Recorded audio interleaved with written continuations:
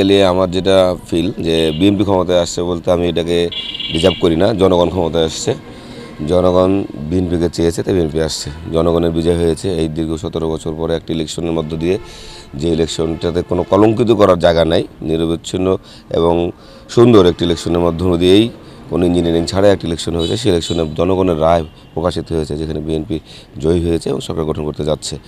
আমাদের রাজশাহীবাসীর পক্ষ থেকে আমাদের যে চাওয়া, যে রাজশাহীতে কর্মসংস্থান করতে হবে। বেসিক্যালি যে ডেভেলপমেন্টগুলো বিগত সরকার করে গেছে, লুটপাটের রাজনীতিতে যে ডেভেলপমেন্টগুলো দৃশ্যমান, শুধু লাইটিং ছাড়া কিছু নাই, যেখানে বাতি নিচে অন্ধকার যেভাবে বলি আমরা, একটা কথা প্রবাদ বাক্য রয়েছে। সেই ক্ষেত্রে আমাদের দরকার হচ্ছে কর্মসংস্থান, বিজনেস ডেভেলপমেন্ট দরকার, কর্মসংস্থান দরকার। শিক্ষা খাতে আমরা আগে থেকে আছি, শিক্ষা খাতে আরেকটু, যেহেতু তারক রহমান বলেছেন যে শিক্ষা খাতে আধুনিকীকরণ করা এবং অন টিচার ওয়ান ট্যাপ, যে বিভিন্ন রকম প্রকল্প শিক্ষা খাতে রয়েছে, সেগুলো প্রতিটা যদি বাস্তবায়ন হয়, আলহামদুলিল্লাহ রাজশাহী বিভাগ না, শুধু রাজশাহী শহর, রাজশাহী বিভাগটাই অনেক ডেভেলপমেন্ট হবে, সাথে সাথে বাংলাদেশের ডেভেলপমেন্ট হবে। আমাদের আরও একটা দাবি ছিল যে রাজশাহীতে আমরা একটা পূর্ণাঙ্গ একটা মন্ত্রিত্ব চাই। সেটা আমরা একটা খসড়া মন্ত্রিত্ব কালকে দেখেছি, সেখানে আমাদের জায়গা নাই। কিন্তু আমরা এখানে আমার দুর্ভাগ্য যে রাজশাহীর মাটি বিএনপির ঘাঁটি, যেখানে এই পরিমাণ একটা গণজোয়ার বিএনপি, সেখানে একটা মন্ত্রিত্ব থাকা আমাদের দরকার। বিগত 19 বছর পর বাংলাদেশের মানুষ সুষ্ঠুভাবে এবং আনন্দিতভাবে ভোট দিতে পেরেছে।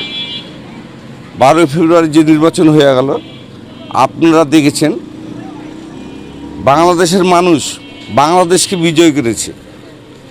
কারণ 17 বছর বাংলাদেশ এই ফ্যাসিবাদ যেভাবে দেশটাকে পিছিয়ে রেখেছিল,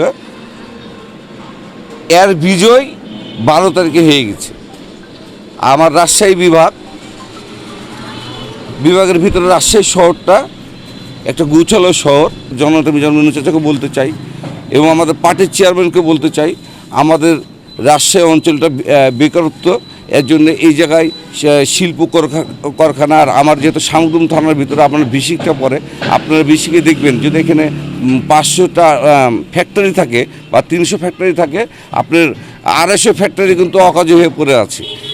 এই জায়গায় আমার পার্টির চেয়ারম্যান সফল প্রধানমন্ত্রী যে হতে যাচ্ছে, তার কাছে আকুল আবেদন থাকবে এই বিশ্ব শিল্পনগরীটার জন্য উন্নয়ন হয়। জাতীয় সংসদ নির্বাচন হয়েছে, আমাদের মিলন চাচা অত্যন্ত একজন ভালো মানুষ এবং অত্যন্ত জনপ্রিয় নেতা।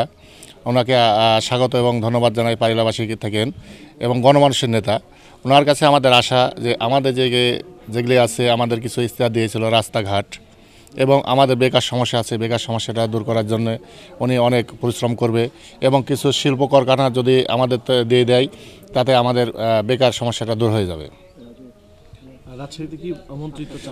অবশ্যই আমাদের মিলন চাচা যদি মন্ত্রী রাজশাহীতে হয়, অবশ্যই আমার পাইলা ইউনিয়ন এবং রাজশাহী জেলাটা একটা ডেভেলপমেন্ট হবে। বেগম খালেদা জিয়ার নেতৃত্ব দেখেছি। আর আমাদের দেশনায়ক জনাব তারেক রহমান যেই ন্যায়পরায়ণতার সাথে দেশ গড়তে চায়, তারই ধারাবাহিকতায় আমার মনে হয় যে বাংলাদেশে যে ইতিহাস গড়ে গেছে আমাদের সাবেক প্রধানমন্ত্রীরা, আমাদের দলের অভিভাবকরা, সেই জায়গা থেকে আমাদের চেয়ারপারসন, আমাদের দেশনায়ক জনাব তারেক রহমানের পরিকল্পনা অনুযায়ী রাজশাহী মহানগর বিএনপির যে নতুন নেতৃত্ব, মহানগর বিএনপির সম্মানিত সভাপতি মামুন চাচা ও সাধারণ সম্পাদক মাহফুজুর রহমান রিটন ভাই, দুইজনাই রাজপথ থেকে গড়ে ওঠা, খুব ত্যাগ তিতিক্ষার পরে গড়ে উঠেছে। তো তাদের মধ্যে যেই নৈতিকতা আমরা দেখেছি, সেই জায়গা থেকে আমার মনে হয় যে রাজশাহীবাসী যেই ছোট ছোট চাওয়া পাওয়া যেগুলো বাকি আছে বা যেগুলো আছে, রাজশাহীবাসী সবগুলোই তারা মানে এই মহানগর বিএনপির কাছে আশা করবে। একটা জিনিস লক্ষ্য করলে বুঝতে পারবেন যে আমাদের রাজশাহী সিটি কিন্তু ক্লিন এবং অনেক পরিচ্ছন্ন সিটি সারা ওয়ার্ল্ডের মধ্যে এটাকে ঘোষণা করেছিলেন।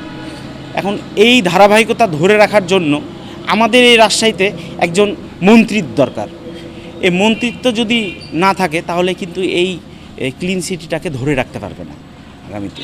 তাই আমরা আমাদের মাননীয় প্রধানমন্ত্রী জনাব তারেক রহমানের কাছে রাজশাহীবাসীর পক্ষ থেকে একটি আবেদন করতে চাই, যাতে দীর্ঘ অনেক দিন আমাদের মাঝে মন্ত্রিত্বের অভাব আছে, সেটা যাতে এইবার আমাদের জনাব তারেক রহমান আমাদেরকে এটা পূরণ করে দেয়।